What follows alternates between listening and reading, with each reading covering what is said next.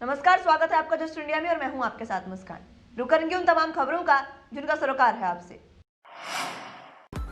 खबरों के प्रायोजक हैं आरोग्य मास्क लगाएं, कोरोना से सुरक्षित रहें। Kamal Chalk Industries, a trusted school of chalk, manufacturers and suppliers of chalk, color chalk, duster, mask, sanitizer, etc. Asian colour coated Ispat limited, आपका विश्वास हमारी पहचान। Medifir international, taken a step to keep you safe from corona virus.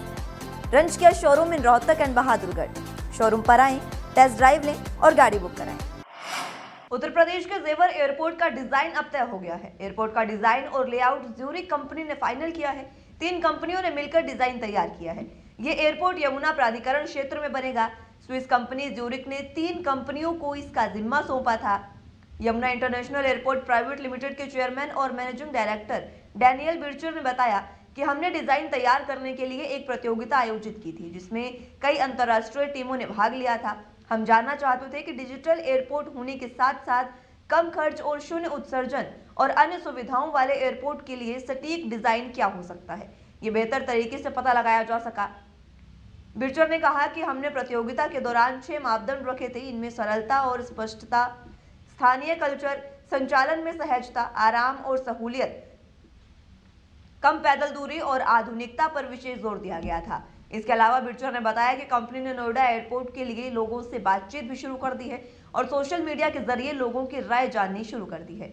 इसके जरिए पता लगाया जा सकेगा कि लोगों को एयरपोर्ट पर किन किन चीजों की आवश्यकता सबसे ज्यादा है और लोग क्या चाहते हैं। आयुष चिकित्सकों को 58 तरह की सर्जरी की छूट देने के विरोध में आगरा में इंडियन मेडिकल एसोसिएशन के चिकित्सकों ने शुक्रवार को 24 घंटे की हड़ताल शुरू कर दी है।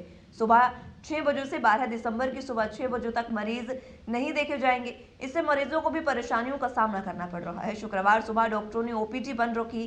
दूर दराज से आए मरीजों को इलाज नहीं मिल पाया। घंटों इंतजार करने के बाद भी मरीज लौट गए।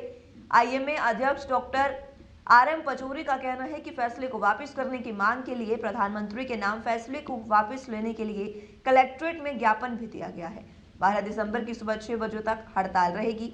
हालांकि इमरजेंसी और कोरोना वायरस के मरीजों की सेवाओं को प्रभावित नहीं किया गया है। ऐसे मरीजों को उपचार दिया जा रहा है। केंद्र सरकार द्वारा लाई जा रही नई चिकित्सा पद्धति का आज जालौन में भी जोरदार विरोध किया गया।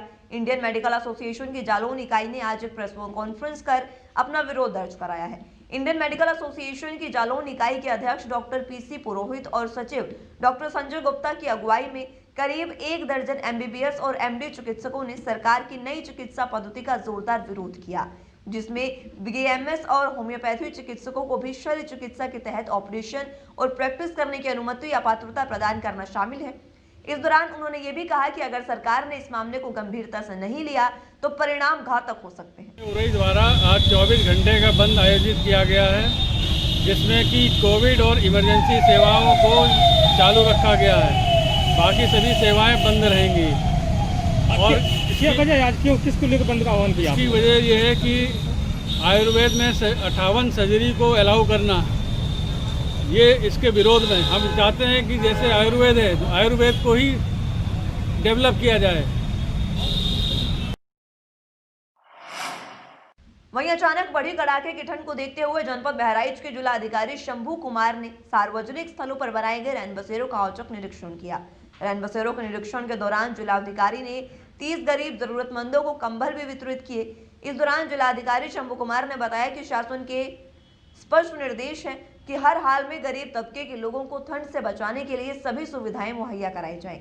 साथ ही जनपद में सभी सार्वजनिक स्थानों पर बने रैन बसेरों को सही ढंग से रजाई कंबल से सुसज्जित किया जाए ताकि ठंड के मौसम में कोई भी इनका लाभ उठा सके। निरीक्षण के दौरान कुछ जगहों पर मिली कमियों को भी सुधारने का विशेष निर्देश डीएम ने अधिकारियों को दिया। अभी टेम्परेचर डाउन हुआ है और इसमें शासन के निर्देश हैं कि किसी भी व्यक्ति को इस शीत ऋतु के कारण किसी तरह की समस्या ना हो। विशेषकर जो निराश्रित लोग हैं या किसी कारणवश शहर में आए हैं, अपने घर से दूर आए हैं, तो उनकी सुरक्षा के लिए, इस ठंडक से सुरक्षा के लिए रैन बसेरा संचालन के निर्देश हैं। साथ ही साथ जो गरीब व्यक्ति हैं उनको कंबल वितरण का निर्देश है। भारत नेपाल सीमा से सटे महाराजगंज जिले के सदर कोतवाली के बांसपार बेजोल गांव में 6 साल के बच्चे का अपहरण से सनसनी फैल गई है। अपहरण के बाद बच्चे के पिता और व्यापारी दीपक गुप्ता के घर पर एक पत्र फेंककर अपहरणकर्ताओं ने 50 लाख की फिरौती भी मांगी।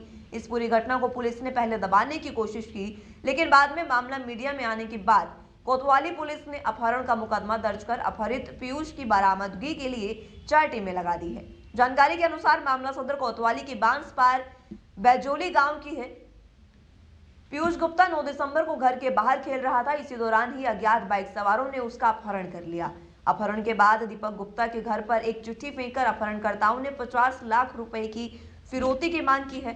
पत्र में लिखा गया कि इस घटना में उसके गांव का ही एक व्यक्ति अपहरणकर्ताओं का साथ दे रहा है। वहीं 6 साल के पीयूष को खोजने के लिए घर वालों ने सोशल मीडिया का भी सहारा लिया।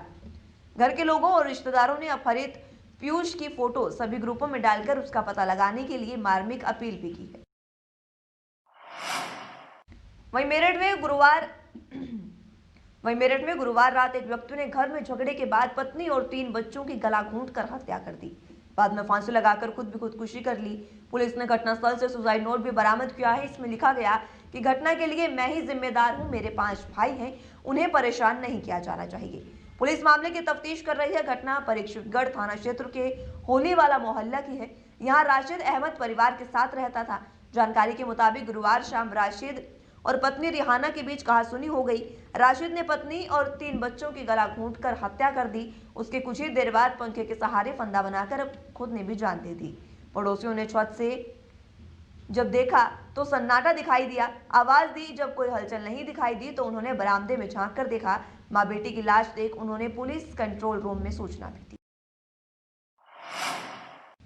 उत्तर प्रदेश के जनपद शाजापुर में बोलेरो कार में बरामद शव का पुलिस ने खुलासा किया है। मामला शाजापुर के कोतवाली क्षेत्र के आवास विकास कॉलोनी के पावर हाउस के सामने आया है, जहां 3 दिसंबर को रात एक युवक बोलेरो गाड़ी में घायल अवस्था में पड़ा मिला। पुलिस ने आनन फानन में घायल युवक को जिला अस्पताल में भर्ती कराया, जहां उस घायल को मृत घोषित कर दिया गया। मृतक की पहचान संजय के रूप में हुई है और कोतवाली में मुकदमा पंजीकृत किया गया। जब घटना की गहनता से जांच की गई तो पता चला कि मृतक की पत्नी रेशमा के अवैध संबंध सचिन नाम के युवक के साथ है। दोनों शादी करना चाहते थे। कलयुगी पत्नी ने अपने प्रेमी से अपने ही पति की हत्या करवा दी। पुलिस अधीक्षक एस आनंद ने खुलासा करते हुए बताया कि मुखबिर की सूचना पर हत्यारे प्रेमी सचिन को चांदापुर तिराहे से गिरफ्तार कर लिया गया है। उल्लेखनीय बात यह है कि 4 अक्टूबर को जब इस मृतक संजय को शक था ऑलरेडी सचिन के, तो उस पर वहाँ तकरार भी हुई उसकी पत्नी से और उसने उसका मोबाइल तोड़ दिया और उसका सिम उसी के एक मित्र जिसका नाम इद्रीस है उसको दे दिया था। वह सिम भी बरामद मोबाइल के जरिए से इनको सूचनाओं का आदान प्रदान हुआ और घटना के बाद भी इसकी पत्नी ने सचिन से पूछा। सचिन ने कंफर्म किया कि हाँ ये काम हो गया है। तो इस सारी जो डिटेल हैं इनकी वो उनकी कॉल डिटेल से कंफर्म होती हैं और वो दोनों मोबाइल फ़ोन बरामद हैं और सचिन से वह असलाह भी बरामद हो गया, अवैध असलाह, जिस अवैध असलाह के साथ कारतूस भी बरामद है।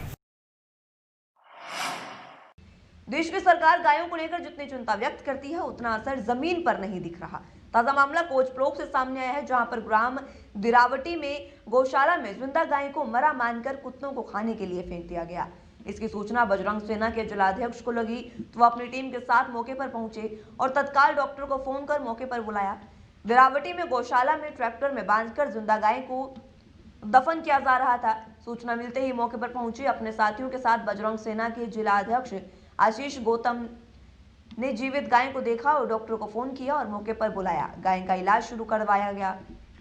डॉक्टर के इलाज के दौरान दर्द से कराहती गाय की मौत हो गई है। गाय वो कह रहे मर गई है, उसको लाद के ट्रैक्टर से लाए और वहाँ रख दी। डॉक्टर साहब उन्होंने पोस्टमार्टम किया, वो कह रहे मृतक हुई है, उसको दफना दिया है। आपके हिसाब से उसको लाद के लाए हैं? हाँ, लोगों के हिसाब से उसको खचोड़ के लाए हैं, जिसके वीडियो भी मौके पर मौजूद हैं। इसमें क्या कहें? वो तो हमें मालूम नहीं है, मतलब जो हम बता रहे हैं, जो बताया है। और इसके अलावा भूसा पानी की व्यवस्था होती है और हर चीज़ की व्यवस्था करते हैं। नेट भी रखे हैं कि इसके लिए कि देखे वाले कोई कमी हो, मतलब बताओ, हम अलग से नेट लगाए। डॉक्टरी हुई जब वो जिंदा थी ना? हाँ, जिंदा थी जब। फिर आपने कैसे उसको जो है ट्रैक्टर से खचोड़ करके और आपने उसको गड्ढे में डाल दिया है? नहीं, गड्ढे में नहीं डाला हमने। ट्रैक्टर से तो खींचा ना आपने? ट्रैक्टर से यहाँ रखा बाहर। हाँ भाई जो डेली गाड़ते हैं वो ले मर गया बच्चा। आपने नहीं देखा? नहीं, हमने नहीं, हम तो ट्रैक्टर चला रहे थे, हमने देखा ही नहीं। हमने देखते हम वहीं छोड़ देते। गाय जिंदा थी और उसको कुत्ते खा रहे थे, उसके पेट में मुंह डाले थे, उसे हड्डी और कुछ उसके जो मांस के लूथड़े थे वो निकाल के वो खा रहे थे उसको, जिंदा गाय की। तो जो यहाँ के छोटे छोटे बच्चे हैं वो मुझे बताने के लिए घर पे आए थे। मैं यहाँ पे आया तो कोई यहाँ पे कोई व्यवस्थित नहीं था, और यहाँ के जो कार्यकर्ता कार्यकारिणी में जो एक संतोष पाल और वाल्मीकि एक है बाबू मेहता, ये 2 लोग यहाँ के कार्यकर्ता हैं। ये लोग कह रहे थे कि वो मर चुकी, इसलिए मैंने गड्ढे में फेंक दी। और बच्चे वहाँ के जो साथ में कह रहे हैं कि गाय जिंदा है, और गाय जब मैं आया मैंने वीडियो बनाई तो गाय जिंदा थी। खबरों के प्रायोजक थे Kamal Chalk Industries, a trusted school of chalk, manufacturers and suppliers of chalk, color chalk, slate pencil, duster, dustless chalk, housekeeping material, mask, sanitizer, hand wash. Office number 201, first floor, Town Center Mall, D Park, Model Town, Rohtak. Corona महामारी से लड़ने के लिए आरोग्य mask लाया है आपके लिए सबसे आधुनिक मास्क। इसके साथ ही आपको मिलेगी आधुनिक पीपीई किट, वो भी बहुत ही सस्ते रेट पर। contact@arogyamask.com पर जाएं और हमसे संपर्क करें, या फिर www.arogyamask.com से जुड़ें। इसके साथ ही आप हमें कॉल कर सकते हैं। हमारा पता है Anand international, plot number 181, Panipat, Haryana. Be Fast Fit, India's fastest growing fitness chain, now at Rohtak D Park.